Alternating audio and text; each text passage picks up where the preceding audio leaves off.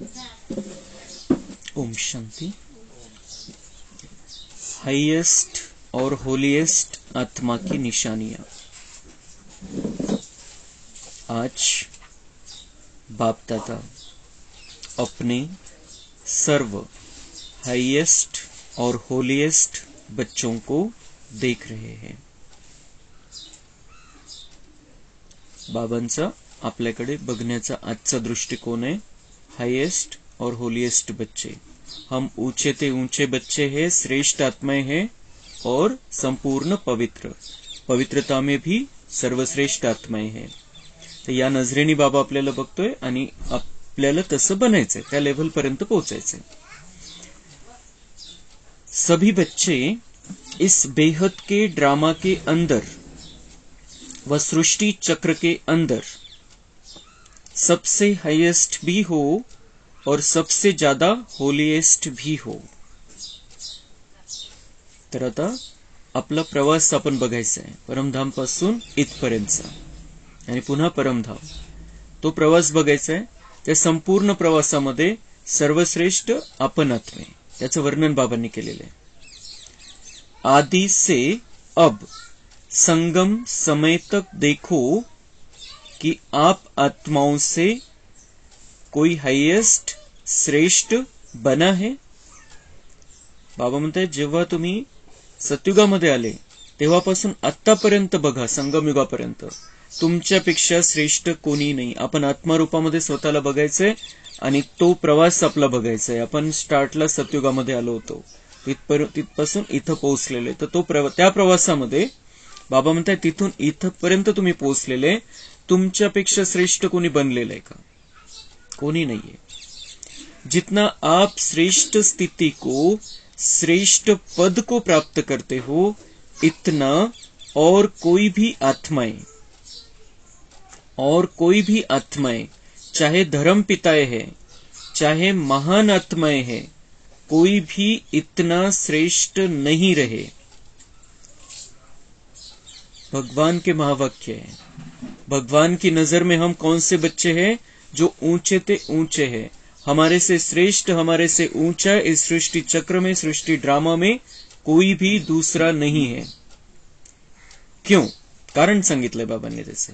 क्योंकि आप ऊंचे ते ऊंचे भगवान द्वारा डायरेक्ट पालना, पढ़ाई और श्रेष्ठ जीवन की श्रीमत लेने वाली आत्माएं हो। कारण क्या रहा इसका? हम ऊंचे ते ऊंचे भगवान, जो ऊंचे ते ऊंचा है, भगवान एक ही है, ऊंचे ते ऊंचा है, उससे बड़ा कोई भी नहीं है, उसके द्वारा डायरेक्ट पालना हो रही हमारी संगम युग में, हम उसके बच्चे बने हैं। बाबांनी पक्का केलं आपल्याला मागच्या आठवड्यामध्ये कि तुमको मैंने दत्तक ले लिया है। अभी हम बाबा के बच्चे बन गए हैं, तो डायरेक्ट पालना हो रही है। वो भले ही दिखाई नहीं देती है, गुप्त रूप से पालना हो रही है। पढ़ाई के द्वारा पालना हो रही है, डायरेक्ट पालना, पढ़ाई, बाबा की पढ़ाई। बाबा जो हमें पढ़ाता है, ये हमें तैयार कर रहा है, बड़ा कर रहा है, बड़ा बना रहा है। ये जो पढ़ाई है, जो मुरली है, मुरली से ही बाबा हम बच्चों को बड़ा बना देता है संगम युग में। और श्रेष्ठ जीवन की श्रीमत लेने वाली आत्माएं हो। तो डायरेक्ट पालना, पढ़ाई और श्रेष्ठ जीवन की श्रीमत। पढ़ाई में क्या क्या पढ़ाता है बाबा हमें? पिछले हिसाब किताब कैसे चुकतू करने हैं, वो कौन है, मैं कौन हूं, अब मेरा रोल क्या है, अब मुझे क्या करना है, ये पढ़ाता है। फिर साथ साथ श्रेष्ठ जीवन के लिए श्रीमत देता है। दिव्य गुणांची धारणा कशी करायची, कोणते दिव्य गुण आहे, कोणत्या अवगुणांपासून तुम्हाला दूर होऊन जायचंय कम्प्लिटली, ते सगळं बाबा आपल्याला शिकवतोय। आणि त्यामुळे आपण सर्वश्रेष्ठ बनतो, विनाकारण नाही बनत, विनाकारणच चढवत नाहीये बाबा आपल्याला। बाबा त्याचं कारण स्पष्ट करतोय, क्योंकि संगम युग में तुम बच्चे ही आते हो और मेरे द्वारा पालना होती है, डायरेक्ट पढ़ाई पढ़ते हो और श्रेष्ठ जीवन की श्रीमत तुम्हें मिलती है। श्रेष्ठ जीवनासाठी मार्गदर्शन मिळतं आणि ते संस्कार आपण आपल्यामध्ये भरतो आणि त्यामुळे आपला पार्ट श्रेष्ठ झालेला आहे। नंतर सतयुगापासून जानते हो ना अपने को, बाबा म्हणते हैं जानते हो ना अपने को। हम नहीं जानते थे, जब तक बाबा के नहीं बने थे नहीं जानते थे। अभी हमें जानकारी मिल गई है, लेकिन वो जानकारी क्या हमने पक्की रीति से धारण कर ली है, हमें चेक करना है। हम वही आत्माएं हैं, हमें श्रेष्ठ, हम जो दुनिया में जिनकी भक्ति हो रही है, पूजा आराधना हो रही है, हम वही श्रेष्ठ आत्माएं हैं, श्रेष्ठ जीवन को प्राप्त करने वाली आत्माएं हैं. त्या अर्थाने बाबा हा प्रश्न विचारताय, जानते हो ना अपने को? ओळखलंय आपण, ती स्वतःची पोझिशन ओळखलीये, फक्त आता त्या लेव्हलला पोहोचायचंय. मग बाबा अजून आपला आत्मिक प्रवास सांगताय. कुठून सुरू झाला? परमधाम मधून. अपने अनादि काल को देखो. सर्वश्रेष्ठ स्थिती कशी आपली? बाबा म्हणताय अनादिकाल. अनादिकाल म्हणजे अनादि रूप में हम आत्माएं जो परमधाम में है, वो अनादिकाल. अनादिकाल को देखो. अनादिकाल में भी परमधाम में बाप के समीप रहने वाली हो. परमधाम में आत्माओं का झाड़ है. जैसे यहाँ पर मनुष्य सृष्टि है, वैसे वहां पर आत्माओं का झाड़ है. आत्माएं नंबरवार वहां पर स्थानापन्न होती है. तो वहां पर बाबा म्हणते वहां पर तुम मेरे सबसे नजदीक रहते हो. मग खाली दाखवलेले ते बाकीच्या द्वापर नंतरच्या आत्मा. पहिले मम्मा बाबा, नंतर सत्ययुगातल्या श्रेष्ठ आत्मा, नंतर त्रेतायुगातल्या आत्मा आणि नंतर द्वापर मधल्या आत्मा. तो हम बाबा के श्रेष्ठ बच्चे जो संगम युग में पहुंचते हैं, ऊंचा पुरुषार्थ करते हैं, ऊंचा लक्ष्य रखते हैं, तो हम परम धाम में भी बाबा के नजदीक रहेंगे. इसलिए श्रेष्ठ है, सभी आत्माओं से श्रेष्ठ है. चाहे धर्मपिताएं हैं, वो द्वापर की लाइन में है, हम सत्युगी आत्माएं हैं. अपना स्थान याद है ना? तो अनादि काल में भी हाईएस्ट हो, समीप साथ हो, और आदि काल में भी सृष्टि चक्र के सतयुग काल में देव पद प्राप्त करने वाली आत्माएं हो. मग बाबा म्हणताय खाली या. खाली आल्यानंतर तुमच्याशिवाय कोणालाही देवपद प्राप्त होणार नाहीये. तुम्हीच देवता बनणार आहे. सतयुगी आत्मा तुम्हीच बनणार आहे. तुम्हाला तितका जे त्या जीवनासाठी जे काही आवश्यक आहे ते मी तुम्हाला इथं सांगतोय. आणि तुम्ही मग सतयुगामध्ये देवपद प्राप्त करणारे आत्मा आहे. धर्मस्थापक जे धर्म, इतके मोठे मोठे धर्म स्थापन केले, इतकी संख्या त्यांची झालेली आहे, ते धर्मस्थापक सुद्धा कधी आहे? द्वापर नंतर खाली येणार आहे. लेकिन देवपद किसको प्राप्त होता है? वो धर्मस्थापक देवता नहीं है, वो धर्मस्थापक है. हम देवता है, तो देवताएं सर्वश्रेष्ठ है, और सतयुग में हम ही पहुंचते हैं. देव आत्माओं का समय आदिकाल भी सर्वश्रेष्ठ है, और साकार मनुष्य जीवन में सर्व प्राप्ति संपन्न श्रेष्ठ हो. जेव्हा आपण देवता आहे, तेव्हा बाबा म्हणताय या सृष्टीचा पण सर्वश्रेष्ठ समय चाललेला आहे. त्या काळामध्ये तुम्ही, आणि त्या काळामध्ये देव पद प्राप्त करणारे आत्मा, त्यांच्या जीवनामध्ये सगळं काही आहे, सर्व प्राप्ती संपन्न. जेव्हा आपण सतयुगामध्ये देवता आहे, तेव्हा जीवन कसं आहे आपलं? परिपूर्ण जीवन है, संपन्न जीवन, सर्वश्रेष्ठ जीवन. देव आत्माओं का समय आदिकाल भी सर्वश्रेष्ठ है, और साकार मनुष्य जीवन में सर्व प्राप्ति संपन्न श्रेष्ठ हो. सृष्टि चक्र के अंदर ये देव पद अर्थात देवता जीवन ही ऐसी जीवन है जहां तन, मन, धन, जन चारों ही प्रकार की सर्व प्राप्तियां प्राप्त है. वो जो जीवन था हमारा सतयुग का, ऐसा जीवन किसी को भी प्राप्त नहीं होता है दुनिया में, जो हम बच्चों को प्राप्त होता है. तन, मन, धन और जन चारों ही प्रकार की सर्वश्रेष्ठ स्थिति है. सर्वश्रेष्ठ तन भी हमारा है, मन भी हमारा सर्वश्रेष्ठ रहेगा, मन भी दिव्यता से भरा हुआ रहेगा, धन भी भरपूर रहेगा जिसकी हम गिनती नहीं कर पाएंगे, और जन म्हणजे आपले जे कॉन्टॅक्ट्स आहे, जे काही संबंध संपर्क आहे, जे काही नाते आपले, ते पण सर्वश्रेष्ठ स्थितीमध्ये सतयुगामध्ये. भले द्वापरमध्ये इतकी गडबड नाही, जे द्वापरमध्ये येतील त्यांना इतकी गडबड नाहीये, पण जी सर्वश्रेष्ठ स्थिती आहे, ज्याच्यामध्ये कुठलाही मिक्सचर नाहीये विकारांचं, तशा प्रकारचे नाते संबंध आपले सतयुगामध्ये. आणि सतयुग प्राप्त करणारे, सतयुगामध्ये राहणारे आपण सर्वश्रेष्ठ आत्मे. तो अपनी दैवी जीवन याद है कि भूल गए हो? भूल तो गए थे हम, अभी बाबा ने हमें याद दिलाया है. अनादि काल भी याद आ गया, आदि काल भी याद आ गया. अच्छी तरह से याद करो. तो दोनों समय में हाईएस्ट हो ना, तर बाबा म्हणतात ये बात अच्छी तरह से याद करो. हे जर पक्क होऊन जाईल आपल्याला की आपण सर्वश्रेष्ठ आणि दिव्य आत्मे, परमधाम मध्ये पण, मोक्षामध्ये दुनियावाल्यांच्या हिशोबाने तिथं पण आपण सर्वश्रेष्ठ आहे, आणि जो स्वर्ग वैकुंठ आहे दुनियावाल्यांचा, त्यांना त्याची कल्पनाही नाहीये, पण तिथे राहणारे आपण श्रेष्ठ आत्मे, दुनियावाले नहीं येणार तिथं, त्यांच्या फक्त कल्पनेमध्येच आहे. लेकिन हम प्रैक्टिकल में वहां पर रहने वाली आत्माएं हैं. तो ये दोनों बातें बाबा म्हणते अच्छी तरह से याद करो. ये दोनों बातें पक्की हो जाएगी तो नशा चढ़ जाएगा हमें, और फिर योग हमारा सहज योग हो जाएगा. बाबा को भूल ही नहीं पाएंगे हम, और बाबा को नहीं भूलेंगे तो प्राप्ति ही प्राप्ति है. कदम में पदम जमा होता जाएगा. तो दोनों समय में हायेस्ट होणं, मग परमधाम मध्ये हायेस्ट सर्वोच्च स्थिती, सत्युगामध्ये सर्वोच्च स्थिती. दोन वेळचं जे आहे सृष्टी चक्रामध्ये आपला पाठ जसा सुरू झाला त्यामध्ये सर्वश्रेष्ठता जी आहे त्याचं वर्णन बाबा करतोय. उसके बाद मध्यकाल में आओ. मध्यकाल म्हणजे द्वापर मध्ये. तो द्वापर में आप आत्माओं के जड़ चित्र बनते हैं, अर्थात पूज्य आत्माएं बनते हैं. द्वापर मध्ये पण सर्वश्रेष्ठ स्थिती, द्वापर मध्ये पण आपली पूजा होणार आहे. पूज्य में भी देखो सबसे विधि पूर्वक पूजा देव आत्माओं की होती है. देवी देवतांची पूजा जास्त आहे, धर्मस्थापकांची तेवढी नाहीये, ती नंतर सुरू झाली आणि ती पण तेवढी विधिपूर्वक नाहीये.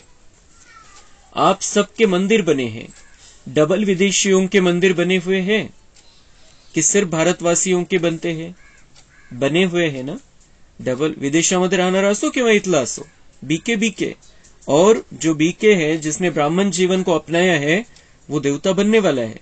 तो सबके मंदिर है, जो भले ही विदेश में रहने वाले भाई बहन हमारे. जैसे देव आत्माओं की पूजा होती है ऐसे और किसी आत्माओं की पूजा नहीं होती.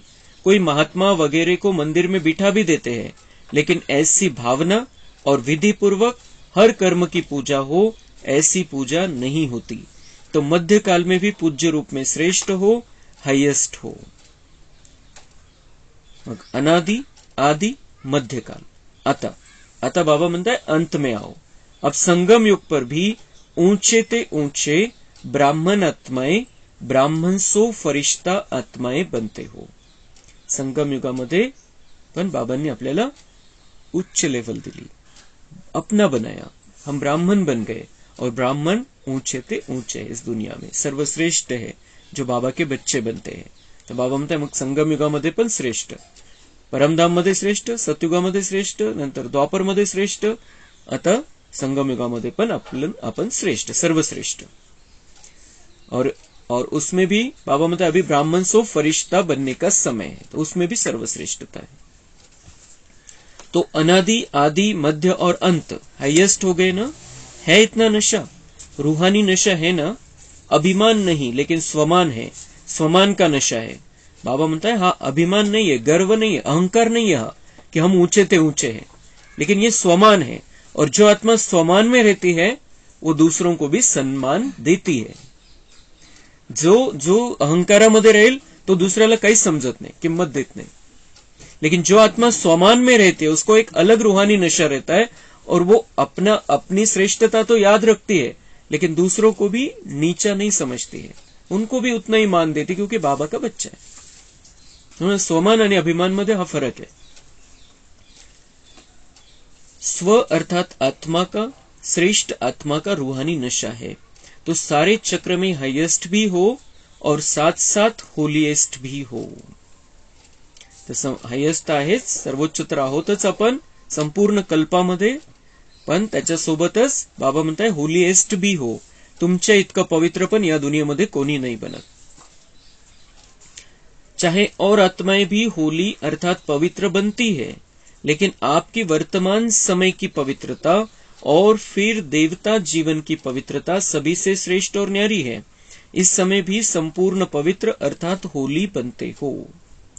बाबा म्हणताय भलेही ते कोणत्याही पद्धतीने, औषधांच्या उपयोगाने किंवा हट करून पवित्र बनतात, पण तुमची जी पवित्रता आहे बाबा म्हणताय त्याच्यामध्ये दिव्यता आहे, श्रेष्ठता आहे, दैवत्व आहे त्याच्यामध्ये, आणि परमेश्वराच्या मार्गदर्शनाखाली तुम्ही पवित्र बनताय, तितकी ताकद तुम्हाला प्राप्त होते. आणि त्यामुळे तुम्ही वर्तमान समयामध्ये पण, मग संगमयुगामध्ये पण त्यांच्यापेक्षा पवित्र आहे, आणि सतयुगामध्ये तर आहेच पवित्र. संपूर्ण पवित्रता की परिभाषा बहुत श्रेष्ठ है और सहज भी है. संपूर्ण पवित्रता का अर्थ ही है स्वप्न मात्र भी अपवित्रता मन और बुद्धि को टच नहीं करे. तो संपूर्ण पवित्रता, पवित्र तर बनतो आपण, सर्वश्रेष्ठता त्याच्यामध्ये, पण तिचा अर्थ काय? सर्वश्रेष्ठ पवित्रतेचा अर्थ काय?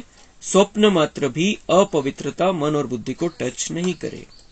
खराब संकल्प, चुकीचे संकल्प, कोणत्याही विकारांचे संकल्प बाबा म्हणते स्वप्नात सुद्धा नाही यायला पाहिजे. मन बुद्धीमध्ये स्वप्नात सुद्धा ती लेवल आपल्याला प्राप्त करायची. इसी को ही कहा जाता है सच्चे वैष्णव. चाहे अभी नंबरवार पुरुषार्थी हो, लेकिन पुरुषार्थ का लक्ष्य संपूर्ण पवित्रता का ही है. बाबा म्हणते आता तुम्ही पुरुषार्थ करताय, पण तुमचं लक्ष्य आहे तुम्हाला त्या लेवल पर्यंत पोहोचायचंय, संपूर्ण पवित्रता. और सहज पवित्रता को धारण करने वाली आत्माएं हो. सहज दुनिया वाल्यांसाठी कठीण तपस्या आहे, ते विचार सुद्धा नाही करू शकत, म्हणून तर निघून जातात या मार्गावरून. लेकिन हम आत्माओं के लिए सहज है. क्यों सहज क्यों है? बाबा त्याचे उत्तर देता है, क्योंकि हिम्मत बच्चों की और मदद सर्वशक्तिवान बाप की, इसलिए मुश्किल व असंभव भी संभव हो गया है और नंबरवार हो रहा है. तर बाबा म्हणता है कि बच्चे सिर्फ हिम्मत रखते हैं, दृढ़ संकल्प करते हैं, निश्चय पक्का करते हैं की मुझे पवित्र रहना है, आता मला विकारांच्या वश व्हायचं नाहीये, पक्क करता. आणि तुमची जी हिम्मत आहे, ही जी हिम्मत तुम्ही ठेवलेली दृढ संकल्प करण्याची, मग माझी मदत तुम्हाला मिळते आणि मग तुम्ही आरामात खूप सहजपणे पवित्र राहू शकता, कठीण नाही वाटणार. तो बाबा म्हणताय की असंभव संभव हो गया और नंबरवार हो रहा है. मग ज्याची त्याची जशी लेवल आहे त्याप्रमाणे तो पुरुषार्थ करून पवित्रतेला प्राप्त करतोय. तो होली अर्थात पवित्रता की भी श्रेष्ठ स्थिति का अनुभव आप ब्राह्मण आत्माओं को है. सहज लगती है या मुश्किल लगती है? संपूर्ण पवित्रता मुश्किल है या सहज है? कभी मुश्किल कभी सहज. संपूर्ण बनना ही है, ये लक्ष्य है ना. लक्ष्य तो हाईएस्ट है ना. लक्ष्य ही ढीला है कि कोई बात नहीं, सब चलता है. तो बाबा म्हणताय की कधी कधी तुम्हाला असं वाटतं का की मुश्किल जाते हे संपूर्ण हे जे जीवन आहे, हे जे बाबांनी सांगितलेलं जीवन आहे, समजवलेलं जीवन आहे, ते मुश्किल जाते त्या जीवनामध्ये चालणं, तशा नियमावरती चालणं. लक्ष्य जर सर्वश्रेष्ठ असेल तर बाबा म्हणताय खूप सहज तुम्ही चालू शकाल याच्यावरती. पण जर बाबा म्हणताय लक्ष्य ही ढिलं आहे की हा बनू बघू करू, हे जर असं असेल तर बाबा म्हणताय कि उनके मन में क्या रहता है कि कोई बात नहीं, सब चलता है. चालतं एवढं तेवढं असं थोडीच, सगळं चालतं, आपण आहे ना बाबांचे, बाबा करून घेईल. तो ये सब चलता है. नहीं, यह तो नहीं सोचते हो, थोड़ा बहुत तो होता ही है. ये तो नहीं सोचते, थोड़ा तो चलता ही है, चला लो, किसको क्या पता पड़ता है. कोई मनसा तो देखता ही नहीं है, कर्म में तो आते ही नहीं है, लेकिन मनसा के वाइब्रेशंस भी छिप नहीं सकते. चलाने वाले को बाप दादा अच्छी तरह से जानते हैं, ऐसे आउट नहीं करते, नहीं तो नाम भी आउट कर सकते हैं, लेकिन अभी नहीं करते. चलाने वाले स्वयं ही चलते चलते चलाते चलाते त्रेता तक पहुंच जाएंगे, लेकिन लक्ष्य सभी का संपूर्ण पवित्रता का ही है. तो बाबा म्हणताय चलता है, एवढं तेवढं चालतं, आपलं पुरुषार्थ चालू आहे, अजून आपण कुठे पक्के बनलेलो आहे आणि होऊन जाईल, करून घेऊ आपण. बाबा म्हणताय ऐसी बातें करने वाले जो चलाते हैं, जो चला लेते हैं अपने आप को कि मेरे मनसा में क्या चल रहा है, किसको क्या पता चलता है. बाबा म्हणताय पण व्हायब्रेशन पण तुमचे डिक्लेअर होतील, ते पण जाणवणार आहे सगळ्यांना, आणि मी पण डिक्लेअर करेल. अभी नहीं आउट करते, बाबा म्हणताय मैं जानता हूं लेकिन अभी नहीं बताऊंगा, लेकिन करेंगे बाबा. आखिर में बाबा नहीं करेंगे लेकिन सबके सामने प्रत्यक्ष हो जाएगा. इसलिए हमें किसी भी बात में चला नहीं, काम धकाऊ नहीं करायचे. काम आपल्याला बाबा ने जो कहा है वैसा ही हमें करना है. तो बाबांनी काय रिझल्ट सांगितले त्याची. चलाने वाले स्वयं ही चलते चलते चलाते चलाते त्रेता तक पहुंच जाएंगे. म्हणजे सतयुग कॅन्सल होऊन जाईल त्यांच्यासाठी. सतयुग दूर हो जाएगा. चलते चलते चलते बाबा म्हणता है वो त्रेता में पहुंच जाएंगे और सतयुग कहीं साइड में रह जाएगा. सारे चक्र में देखो सिर्फ देव आत्माएं हैं जिनका शरीर भी पवित्र है और आत्मा भी पवित्र है. और जो भी आए हैं आत्मा पवित्र बन भी जाए लेकिन शरीर पवित्र नहीं होगा. द्वापर नंतर तो जो जन्म आहे विकारांच्या पद्धतीने होतो आणि त्याच्या आधी निर्विकारी पद्धतीने जन्म है. म्हणून बाबा म्हणता है शरीर भी पवित्र है देवताओं का, सतयुगी त्रेतायुगी आत्माओं का, और आत्मा तो पवित्र है ही, लेकिन द्वापर के बाद शरीर भले ही आत्मा पवित्र बनती है लेकिन शरीर अपवित्र होता है. आप आत्माएं ब्राह्मण जीवन में ऐसे पवित्र बनते हो जो शरीर भी प्रकृति भी पवित्र बना देते हो. इसलिए शरीर भी पवित्र है तो आत्मा भी पवित्र है. लेकिन वो कौन सी आत्माएं हैं जो शरीर और आत्मा दोनों से पवित्र बनती है? उनको देखा है?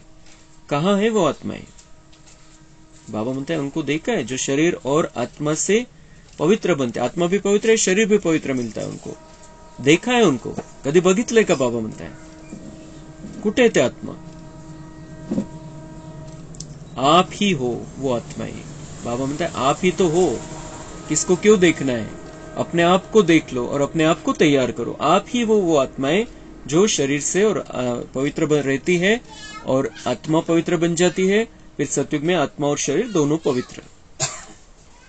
आप सभी हो या थोड़े हैं? पक्का है ना की हम ही थे, हम ही बन रहे हैं? तर बाबा पक्क करून घेतोय की तुम्हीच तर ते होते जे पवित्र राहिलेले संगमयुगामध्ये आणि तुम्हीच पुन्हा पवित्र बनणार आहे. तुम्हीच बनवू शकता. तुमच्यामध्येच ती कॅपॅसिटी आहे. म्हणून तो तुम्हाला निवडलेला आहे कि या फिर थोड़े बनने वाले वो दीदिया बनेगी, दादिया बनेगी, वरिष्ठ भाई बन जाएंगे. ऐसा तो नहीं सोचते हो बाबा म्हणता है. लेकिन हम हैं और हम ही बन रहे हैं और हम किसी भी नंबर पे आ सकते हैं. जो माला बनने वाली है, जो लेवल निकलने वाली है, जो मेरिट लिस्ट लगने वाली है, उसमें हम किसी भी नंबर पर आ सकते हैं. ऊपर के किसी भी नंबर पर आ सकते हैं. सिर्फ क्या है? पवित्रता की स्थिति, पवित्रता की धारणा. मन बुद्धि में भी अपवित्रता नहीं, स्वप्न में भी संकल्प नहीं. तो हाईएस्ट भी हो और होलीएस्ट भी हो, दोनों ही हो ना. कैसे बने? बहुत अलौकिक रूहानी होली मनाने से होली बने. कौन सी होली खेली है? जिससे होलीएस्ट भी बने हो और हाईएस्ट भी बने हो. सबसे अच्छे से अच्छा श्रेष्ठ रंग कौन सा है? सबसे अविनाशी रंग है बाप के संग का रंग. जैसा संग होता है ना वैसा रंग लगता है. आपको किसका रंग लगा? बाप का ना. तो बाप के संग का रंग जितना पक्का लगता है उतना ही होली बन जाते हो, संपूर्ण पवित्र बन जाते हो. संग का रंग तो सहज है ना. संग में रहो, रंग आपे ही लग जाएगा. मेहनत करने की भी आवश्यकता नहीं. तो बाबा म्हणताय कोणती होळी खेळल्यामुळे तुम्ही हायेस्ट आणि होलिएस्ट बनलेले, संपूर्ण पवित्र आणि सर्वश्रेष्ठ कशामुळे बनले? कारण तुम्ही ही होळी खेळले होते. बाबांचा जो रंग आहे तुम्ही स्वतःला लावून घेतला होता. हा सर्वश्रेष्ठ रंग आहे. जितकं बाबांच्या जवळ राहाल संगमयुगामध्ये तितकी सर्वश्रेष्ठता प्राप्त होईल आणि सर्वोच्च स्थितीला तुम्ही पोहोचाल. सहज है ना. संग में रहो, रंग आपे ही लग जाएगा. बाबा म्हणताय माझ्या सोबत राहा, मन बुद्धीने मला सोबत ठेवा, माझा रंग तुम्हाला ऑटोमॅटिक लागून जाईल. आणि बाबांचा रंग का लावायचा आहे? कारण बाबा संपूर्ण पवित्र आहे, सर्वश्रेष्ठ त्याची स्थिती आहे आणि तो त्याच्यासारखंच आपल्याला बनवायला आलेला आहे, त्याच्या लेवलचं बनवायला आलेलं आहे. बाबा तर म्हणतात, बाबा निरंकारी म्हणून बाबा काय म्हणतात? मैं अपने से भी बड़ा बनाता हूं बच्चों को, क्योंकि मैं राज नहीं करता हूं, बच्चे राज करते हैं. विश्व का मालिक बच्चे बनते हैं, मैं नहीं बनता हूं. तो हमको उससे भी ऊंचा बनाने के लिए वो आया हुआ है. तो हमें उसके साथ में रहना है और उसका रंग लगा लेना है. उसके 7 गुणों का रंग, शक्तियों का रंग, दिव्यता का रंग हमारे अंदर आना चाहिए. तो संग में रहना आता है कि डबल विदेशियों को अकेला रहना, अकेलापन महसूस करना जल्दी आता है. कभी कभी कंप्लेंट आती है ना कि मैं अपने को अलोन यानी अकेला महसूस करती हूं. क्यों अकेले रहते हो? क्यों अकेलापन महसूस करते हो? आदत है. इसलिए ब्राह्मण आत्माएं 1 सेकंड भी अकेले नहीं हो सकती. हो सकती है? नहीं, होना नहीं है, लेकिन हो जाते हो। बाप दादा ने स्वयं अपना साथी बनाया, फिर अकेले कैसे हो सकते हो? कई बच्चे कहते हैं कि बाप को कंपेनियन यानी साथी तो बनाया है, लेकिन सदा कंपनी यानी साथ नहीं रहती। क्यों? क्योंकि कंपेनियन बनाया है, इसमें तो ठीक है। सभी से पूछेंगे आपका कंपेनियन कौन है, तो बाबा ही कहेंगे ना। बाप दादा ने देखा कि जब कंपेनियन बनाने से भी काम नहीं चलता, कभी कभी फिर भी अकेले हो जाते हो, अभी और क्या युक्ति अपनाए? कंपेनियन बनाया है, लेकिन कंबाइंड नहीं बने हो। कंबाइंड स्वरूप कभी अलग नहीं होता। कंपेनियन से कभी कभी फ्रेंडली कॉरल यानी झगड़ा भी हो जाता है, तो अलग हो जाते हो। कभी कभी कोई ऐसी बात हो जाती है ना, तो बाप से अकेले बन जाते हो। तो कंपेनियन तो बनाया है, लेकिन कंपेनियन को कंबाइंड रूप में अनुभव करो। अलग हो ही नहीं सकते। किसी की ताकत नहीं जो मुझ कंबाइंड रूप को अलग कर सके। ऐसा अनुभव बार बार स्मृति में लाते लाते स्मृति स्वरूप बन जाओ।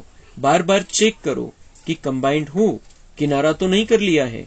जितना कंबाइंड रूप का अनुभव बढ़ाते जाएंगे, उतना ब्राह्मण जीवन बहुत प्यारी मनोरंजक जीवन अनुभव होगी। तो ऐसी होली मनाने आए हो ना, कि सिर्फ रंग की होली मनाकर कहेंगे कि होली हो गई। सदैव याद रखो, संग के रंग की होली से होलीएस्ट और हाईएस्ट सहज बनना है। मुश्किल नहीं, सहज। परमात्मा संग कभी मुश्किल का अनुभव नहीं कराता। बाप दादा को भी बच्चों की मेहनत या मुश्किल अनुभव करना अच्छा नहीं लगता। मास्टर सर्वशक्तिवान व सर्वशक्तिवान के कंबाइंड रूप, और फिर मुश्किल कैसे हो सकती? जरूर कोई अलबेलापन व आलस्य व पुरानी पास्ट लाइफ के संस्कार इमर्ज होते हैं, तब मुश्किल अनुभव होता है। जब मर्ज व बन गए तो पुराने संस्कार की भी मृत्यु हो गई। पुराने संस्कार इमर्ज हो नहीं सकते, बिल्कुल भूल जाओ। ये पुराने जन्म के हैं, ब्राह्मण जन्म के नहीं है।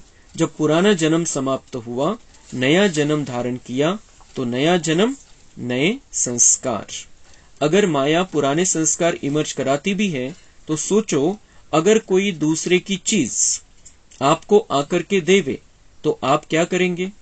रख लेंगे, स्वीकार करेंगे, सोचेंगे ना कि हमारी चीज नहीं है, ये दूसरे की चीज मैं कैसे ले सकता हूं। अगर माया पुराने जन्म के संस्कार इमर्ज करने के रूप में आती भी है, तो आपकी चीज तो आई नहीं। सोचो ये मेरी चीज नहीं है, ये पराई है। पराई चीज को संकल्प में भी अपना नहीं मान सकते हो। मान सकते हैं? सोचो, पराई चीज जरूर धोखा देगी, दुख देगी। सोच करके उसी सेकंड पराई चीज को छोड़ दो, फेंक दो, अर्थात बुद्धि से निकाल दो। पराई चीज को अपनी बुद्धि में रख नहीं लो, नहीं तो परेशान करती रहेगी। सदा ये सोचो कि ब्राह्मण जीवन में बाप ने क्या क्या दिया। ब्राह्मण जीवन का अर्थात मेरा निजी स्वभाव, संस्कार, वृत्ति, दृष्टि, स्मृति में क्या है? ये निजी है, वो पराई है। पराया माल अच्छा लगता है कि अपना माल अच्छा लगता है? ये रावण का माल है और ये बाप का माल है। कौन सा अच्छा लगता है? कभी भी गलती से भी संकल्प में भी नहीं लाओ। क्या करे? मेरा स्वभाव ऐसा है, मेरा संस्कार ऐसा है, क्या करे? संस्कार को मिटाना बहुत मुश्किल है। आपका है ही नहीं, मेरा क्यों कहते हो? मेरा है ही नहीं। रावण की चीज को मेरा कहते हो, मेरा बनाते हो ना, तब ही वो संस्कार भी समझते हैं कि इसने अपना तो बना लिया, तो अब अच्छी तरह से खातिरी करो। निजी संस्कार, निजी स्वभाव इमर्ज करो, तो वह स्वतः ही मर्ज हो जाएंगे। समझा क्या करना है?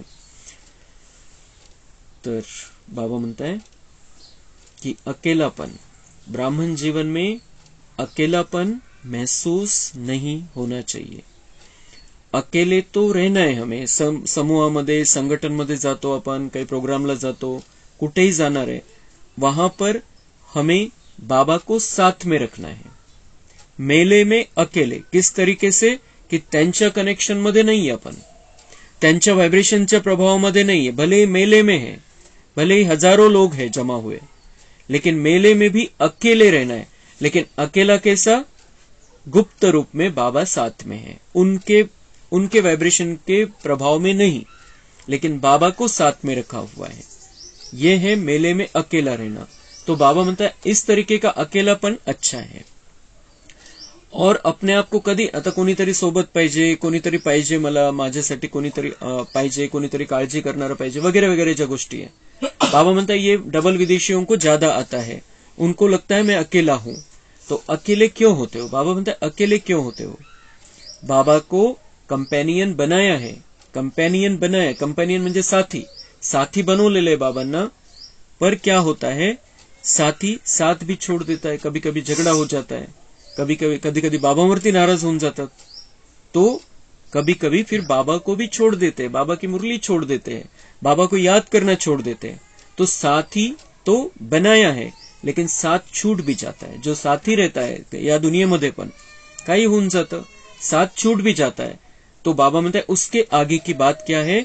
कंपेनियन तो बनाया, लेकिन कंबाइंड करो, कंबाइंड रहो, कंबाइंड रहो, मेरे साथ में रहो, जुड़कर रहो।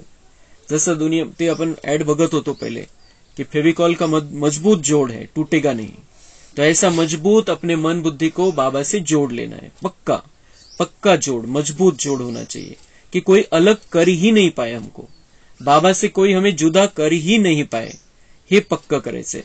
तो बाबा म्हणते साथी तो बनाया है, लेकिन अभी कंबाइंड रूप में रहो, हर पल मेरे साथ में रहो, पक्का रहो, चिपक कर रहो, मुझे छोड़ो ही नहीं। तो इससे क्या हो जाएगा? बाबा म्हणता है कि जितना कंबाइंड रूप का अनुभव बढ़ाते जाएंगे, उतना ब्राह्मण जीवन बहुत प्यारी मनोरंजक जीवन अनुभव होगी। जबरदस्तीने रडत खडत नाही चालणार आपण की हा आता आलोच आपण इकडे ओम शांतीमध्ये, तर आता चालायचं, आता हेच करायचंय, हेच आपलं जीवन आहे। जबरदस्ती नहीं है, बाबांची कोणालाही जबरदस्ती नहीं है, किसी को भी बाबा जबरदस्ती से इस रास्ते पर लाता भी नहीं है और रखता भी नहीं है। हर एक की अपनी मर्जी होती है, हर एक को अपना जीवन अगर श्रेष्ठ बनाना है, भाग्य को ऊंचा उठाना है, तो वो बाबा का बनकर रहता है, नहीं तो छोड़कर जाता है। चलाने वाले बाबा म्हणते हैं वो त्रेता तक पहुंच जाएंगे, फिर त्रेता में भी आत्माओं की जरूरत है बाबा को, तो वो वैसे बन जाएंगे। लेकिन हमें ये पक्का करना है कि हम बाबा के बने हैं, तो सत्युगी दिव्य श्रेष्ठ आत्माएं हैं, तो हमें बहुत प्यार से आनंद से ये पुरुषार्थ करना है। और वो ये पुरुषार्थ आनंदमय कब होगा हमारा? जब बाबा के साथ हम कंबाइंड होकर रहेंगे, बाबा को अपने से जुदा होने ही नहीं देंगे, क्योंकि बाबा को जुदा किया माया को चांस मिल जाता है, माया आ जाती किसी न किसी तरीके से, मोह के रूप में आएगी, काम विकार के रूप में आएगी, अहंकार के रूप में आएगी, लोभ के रूप में आएगी, किसी भी रूप में कळणार पण नहीं आपल्याला। जब हम बाबा को जुदा कर देते हैं, अपने से अलग कर देते हैं, तो ये तीसरी आंख भी बंद हो जाती है कभी कभी, और फिर हम माया को पहचान नहीं पाते और धोखा खा लेते हैं। म्हणून बाबा म्हणते हैं मुझे अलग करो ही नहीं, तो फिर बहुत आनंद आएगा तुम्हें यहाँ का पुरुषार्थ करने में। तो बाबा म्हणते हैं मुझे भी जो मेहनत बच्चे करते हैं वो अच्छा नहीं लगता है। मास्टर सर्वशक्तिवान व सर्वशक्तिवान के कंबाइंड रूप, और फिर मुश्किल कैसे हो सकती है? मास्टर सर्वशक्तिवान, मास्टर सर्वशक्तिवान बच्चे हैं हम, और सर्वशक्तिवान के कंबाइंड रूप है, तो किस बात की मुश्किल? उसकी सारी शक्ति हमारी हो गई, हम उसके कंबाइंड है, तो उसके साथ में जुड़े हुए हैं। तो बाबा म्हणता है जरूर कोई अलबेलापन व आलस्य व पुरानी पास्ट लाइफ के संस्कार इमर्ज होते हैं, तब मुश्किल अनुभव होता है। बाबा म्हणता है कि कंबाइंड रूप, मेरे साथ में रहो, मेरे साथ में नहीं रहते हो, कभी कभी गड़बड़ हो जाती है। उसका कारण क्या है? अलबेलापन, आलस्य या पुरानी जीवन के संस्कार इमर्ज हो जाते हैं।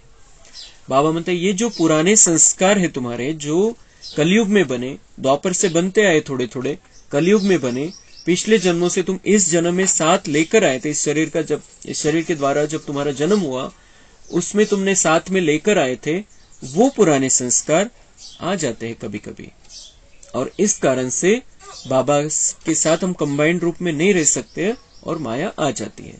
तो बाबा मतलब हे जे जुने संस्कार है ते तुमचे नाहीच है, अभी तुम्हारा नया जन्म हुआ है, तो अभी तुम्हारे संस्कार भी नए दिव्य संस्कार होने चाहिए। ब्राह्मण जीवन के संस्कार हमारे संस्कार है।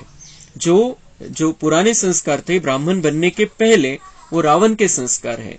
पराई चीज है, पराया माल है। बाबा बोलते वो पराया माल अच्छा लगता है और अपने पास क्यों रखना है? कोई तुम्हें पराई चीज देकर जाता है जो सच्चा असेल तो ठेवणार नाही, की त्याला लोभ नाही निर्माण होणार की हा दुसऱ्याची वस्तू घेऊन टाका. उसे पता है मेरी नहीं है तो ले गई नहीं, माझं नाहीच आहे तो मी कसं घेऊ? तो ऐसे ही बाबा म्हणता है कोई भी माया तुम्हारे अंदर वो संस्कार प्रकट करती है, माया को अंदर बिठा रखा है और वो संस्कार तुम्हारे अंदर प्रकट हो जाते हैं, वो दूसरे के संस्कार है. बाबा म्हणतो उसको हटाओ, अपने अंदर स्थान ही मत दो, तुरंत त्याच्यापासून दूर होऊन जा किंवा त्याला दूर करा. ते तुमचे संस्कार नाहीये, जुने संस्कार. अभी बाबा म्हणता है कि ब्राह्मण जीवन का अर्थात मेरा निजी स्वभाव, संस्कार, वृत्ति, दृष्टि, स्मृति क्या है? ये निजी है, वो पराई है. जो बाबा ने सिखाया वो हमारा स्वभाव होना चाहिए, वही हमारे संस्कार होने चाहिए, क्योंकि हम बाप के बच्चे, भगवान के बच्चे बने हैं. भगवान ने अपने परिवार में हमें ले लिया है, तो उसकी जो नियम मर्यादाएं हैं, उसने जो स्वभाव रखना सिखाया है, जो मीठा बनना सिखाया है, वही हमारा स्वभाव संस्कार होना चाहिए. बाकी बाबा म्हणता है दूसरा जो कुछ भी है वो पराया है और पराया माल अपना नहीं बनाना है. पराया पराया ही रहने दो, उसको छोड़ दो, अपने साथ नहीं रखो. तो बाबा म्हणता है कि संस्कार, फिर बाबा रावण की चीज को मेरा कहते हो, मेरा बनाते हो ना, तब ही वो संस्कार भी समझते हैं कि इसने अपना तो बना लिया है, तो अब अच्छी तरह से खातिरी करो. तो बाबा म्हणता है कि वो स्वभाव तो तुम्हारा नहीं है, वो संस्कार तुम्हारा नहीं है, लेकिन तुमने उसको स्थान दे दिया, त्याला आपलं मानलं तुम्ही. हा माझा स्वभाव आहे, हे माझे संस्कार आहे, माझं असंच आहे, मनामध्ये काही नहीं पण असं आहे, माझा स्वभाव है, आता स्वभावच तसा बनलेला. तो बाबा म्हणता है कि फिर क्या होता है, वो संस्कार को भी लगता है कि इसने मुझे अपना बनाया, तो वो भी हमारी खातिरी करता है, तो पण आपला पाहुणचार करतो. मग चांगल्या प्रकारे आपल्याला त्या अवगुणामध्ये सजवतो, अवगुणांच्या आधाराने आपल्याला चालवायला बघतो, क्योंकि उसे लगता है, उस संस्कार को लगता है कि इसको मेरी जरूरत है और इसने मुझे अपना बना लिया है. तो कोई भी जो रावण का संस्कार है, जो बाबा ने नहीं सिखाया है हमें, जो बाबा को नहीं अच्छा लगता है, वो संस्कार हमें कंप्लीट त्यागना है. निजी संस्कार, निजी स्वभाव इमर्ज करो तो वह स्वतः ही मर्ज हो जाएंगे. निजी संस्कार, हमारा मूल स्वभाव, मूल संस्कार प्रकट करना है हमें. सुख, शांति, प्रेम, आनंद, ज्ञान, पवित्रता और शक्ति, ये हमारा निजी स्वभाव है. मूळ स्वभाव आपला हा आहे, आपण ओरिजिनल त्या स्वभावाचे. तर बाबा म्हणतात असं काही आलं, काही मायेचा काही प्रकार आला, काही पण विचार संकल्प यायला लागले, तर आपला स्वतःचा स्वभाव आठवा. मी कोण आहे? मी परमधाम मध्ये होतो तेव्हा कशी फुल चार्ज बॅटरी होतो, सतयुगामध्ये आलो, देवता रूपामध्ये होतो तेव्हाही माझ्यामध्ये हे 7 गुण होते, विकारांचा अंश नव्हता आणि म्हणून मी सुखी होतो. तर तोच माझा मूळ स्वभाव आहे. त्या स्वभावासहितच मी या धर्तीवरती आलेलो आहे आणि मला आता तो स्वभाव पुन्हा प्रगट करायचा आहे आणि तसंच मला राहायचंय, त्याच स्वभावामध्ये मला राहायचंय. तो बाबा म्हणते क्या हो जाएगा, वो जो रावण के संस्कार है, रावण का स्वभाव है, कलयुग में जो बना है, वो स्वतः ही मर्ज हो जाएगा, संपून जाईल, दबून जाईल. तो ऐसी होली मनाने आए हो ना, होळीच्या निमित्ताने चाललेली बाबांची मुरली होती. तो ऐसी होली मनाने आए हो ना, वो एक दिन कहेंगे होली है, दूसरे दिन कहेंगे होली हो गई. बाबा म्हणते दुनिया वालों की होली कैसी है, आज होळी है, आता उद्या काय म्हणतील दुसऱ्या दिवशी कि होली हो गई, अब झाली, काल होती होळी. लेकिन और आप क्या कहेंगे, आप कहेंगे हम सदा ही संग के रंग की होली मना रहे हैं और होली बन गए. हम क्या कहेंगे, हम बाप दादा के संग के रंग की होली मना रहे, हमारे लिए कंटिन्यूस है, परमानेंट है. संगम युग में, संगम युग में हम बाबा के रंग में रंगे हुए हैं, बाबा के संग के रंग में है और होली बन गए और पवित्र बन गए. बाबा के संग के रंग को लगाते हुए हम पवित्र बन जाते हैं. होली मनाते मनाते होली बन गए. होली मना ली या मनानी है, जब से ब्राह्मण बने हो तब से होली मना रहे हो, क्योंकि संगम युग का समय ही सदा उत्सव का समय है.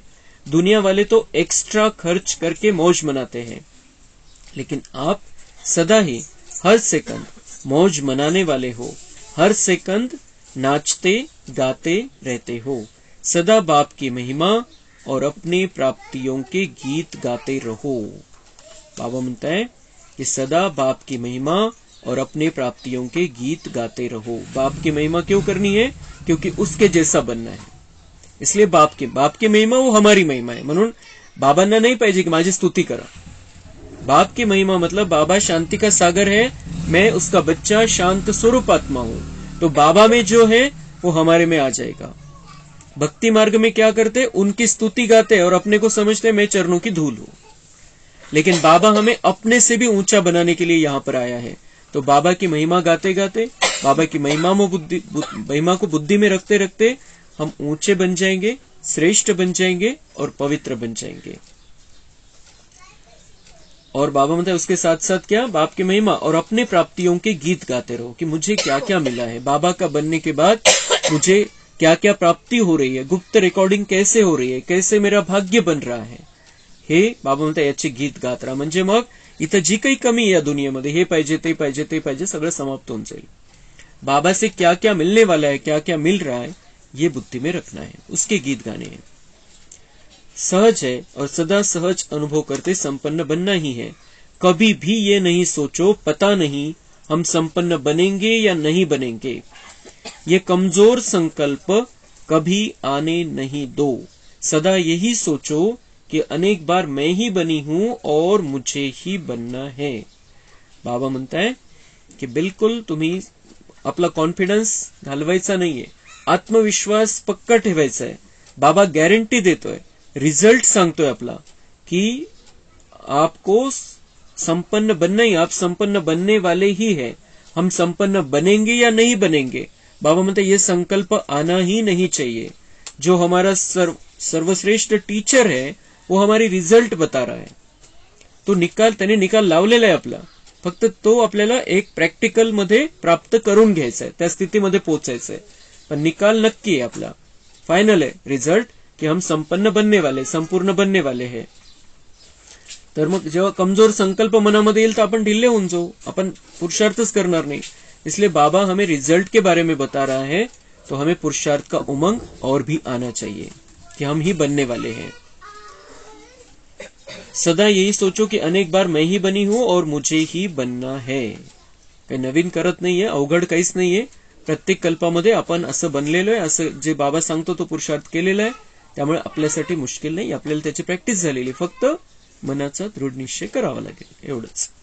अच्छा, चारों ओर के सदा, सगळ्या मुरलीची रिव्हिजन करून घ्यायची याच्यातून आपण। चारों ओर के सदा परमात्मा संग के रंग की होली मनाने वाली श्रेष्ठ आत्माएं, स्वतःला बघायचंय तसं। सदा परमात्मा संग के रंग की होली मनाने वाली श्रेष्ठ आत्माएं, सृष्टि चक्र के अंदर सदा हाईएस्ट पार्ट बजाने वाली श्रेष्ठ आत्माएं, सर्व आत्माओं से श्रेष्ठ होलीएस्ट आत्माएं, सदा कंबाइंड रहने वाली पद्मा पदम भाग्यवान आत्माएं, सदा सर्व की मुश्किल को भी सहज बनाने वाली ब्राह्मण आत्माएं, सदा नए जन्म के नए स्वभाव संस्कार, नए उमंग उत्साह में रहने वाली उड़ती कला की अनुभवी आत्माओं को बाप दादा का याद प्यार और नमस्ते। हम रूहानी बच्चों का रूहानी बाप दादा को याद प्यार, गुड मॉर्निंग, नमस्ते, वहां बाबा वहां, शुक्रिया बाबा, शुक्रिया।